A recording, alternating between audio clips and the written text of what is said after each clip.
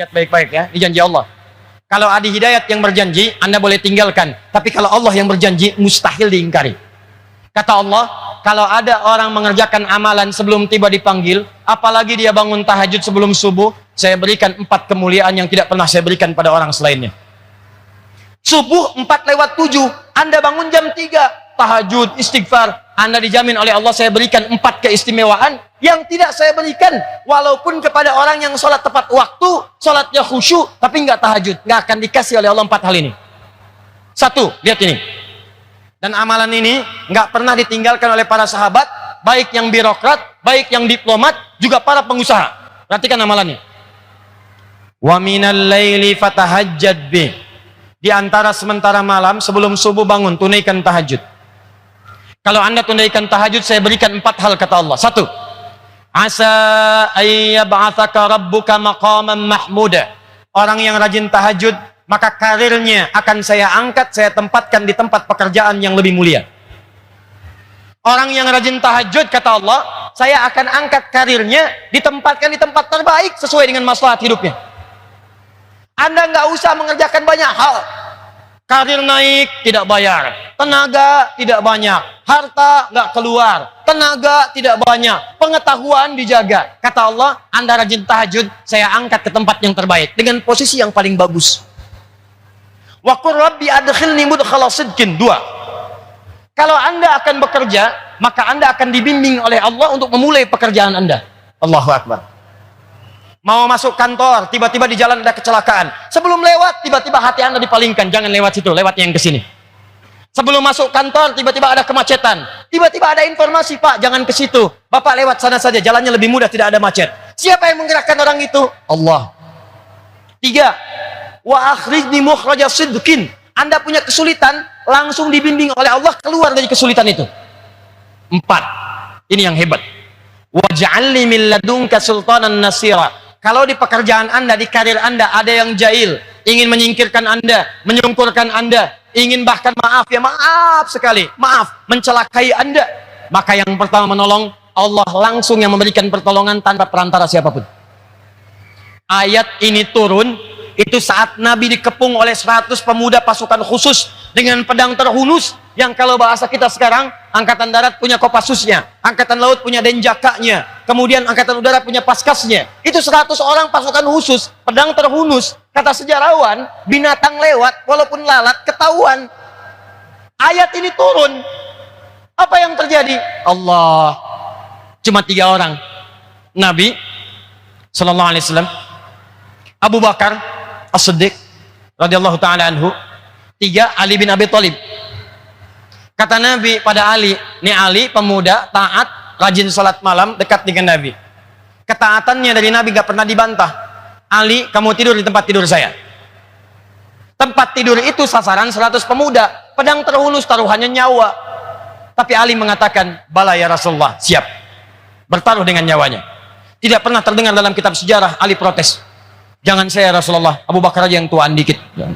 Enggak. Abu Bakar, temani saya hijrah, siap ya Rasulullah. Temani saya hijrah, siap ya Rasulullah. Begitu akan berangkat, lihat turun ayat tadi. Begitu turun, waj'alni min ladunka sultanan nasira, ditambah surat Yasin, ditutup kemudian maaf pandangan mereka semua. 100 pemuda dibuat ngantuk, Nabi lenggok saja keluar tanpa pernah disadari oleh 100 orang itu. Dilindungi oleh Allah, dibebaskan bahkan dari jebakan-jebakan yang siap menghimpit beliau sallallahu alaihi wasallam. Apa amalan beliau sampai-sampai kemudian dijaga oleh Allah? Kata para ulama, bukan sekedar beliau Nabi, tapi tingkat ketakwaannya kepada Allah begitu luar biasa. Buka hadis riwayat Al-Bukhari, nomor hadis 2008. Bagaimana tingkat tahajud Nabi kepada Allah Subhanahu wa taala. Datang 3 orang sahabat. Namanya 1, Abdullah bin Mas'ud radhiyallahu taala anhu. 2, Hudzaifah Al-Yamani radhiyallahu taala anhu. 3, Ubay bin Ka'ab radhiyallahu taala anhu. Datang semua pada Sayyidah Aisyah bertanya tentang cara tahajud Nabi sallallahu alaihi wasallam.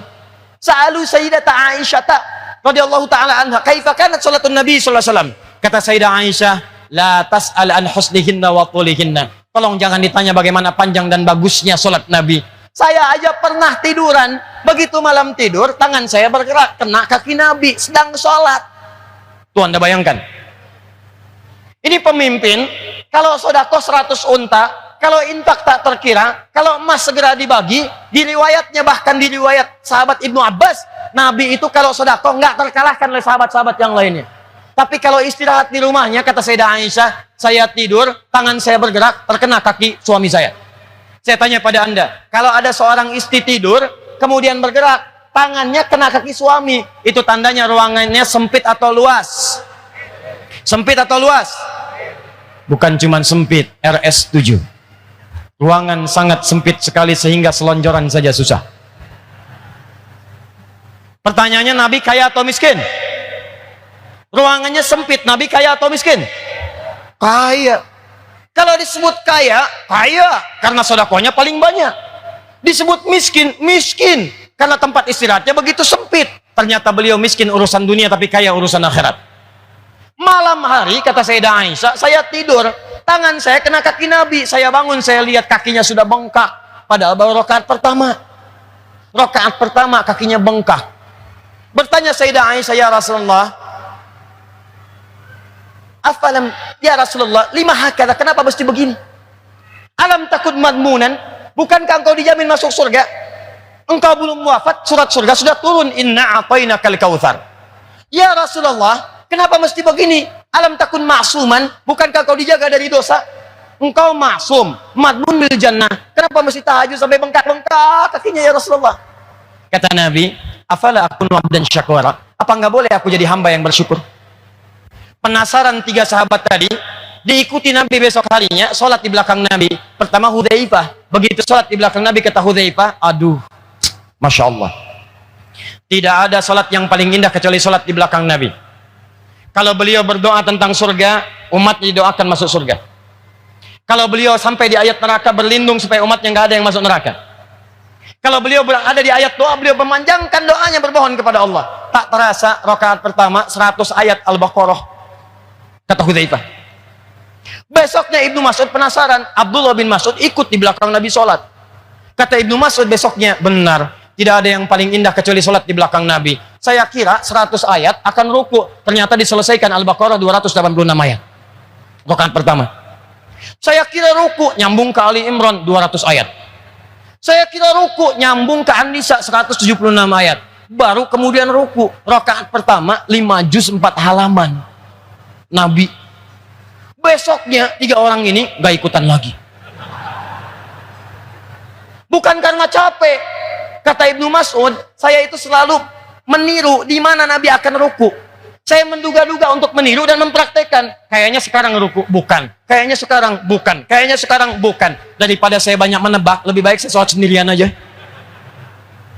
Nanti baca kitabnya Imam An-Nawawi itu, ya, di At-Tibyan, halaman 37, paling kanan sebelah atas.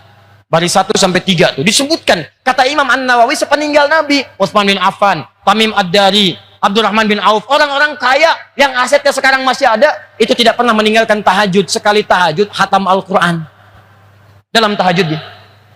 Nah itu Nabi.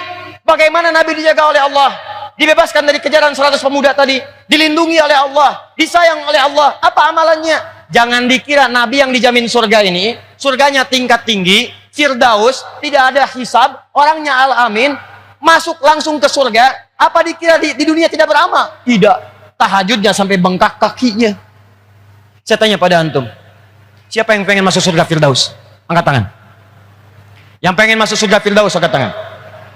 Dah, turun. Bersama Nabi. Bersama Nabi. Angkat tangan. Ah, turun. Siapa yang pengen ke surga tanpa hisab? Angkat tangan. Ah, turun. Sekarang balik. Siapa yang nggak punya dosa? Angkat tangan. Siapa yang dosanya dikit? Angkat tangan. Siapa yang dosanya banyak? Angkat tangan. Ah, ulang. Siapa yang dosanya banyak? Angkat tangan. Masya Allah. Dah, turun. Siapa yang pengen ke surga Firdaus? Angkat tangan. Ini manusia paling aneh. Pengen ke surga Firdaus, modalnya dosa banyak.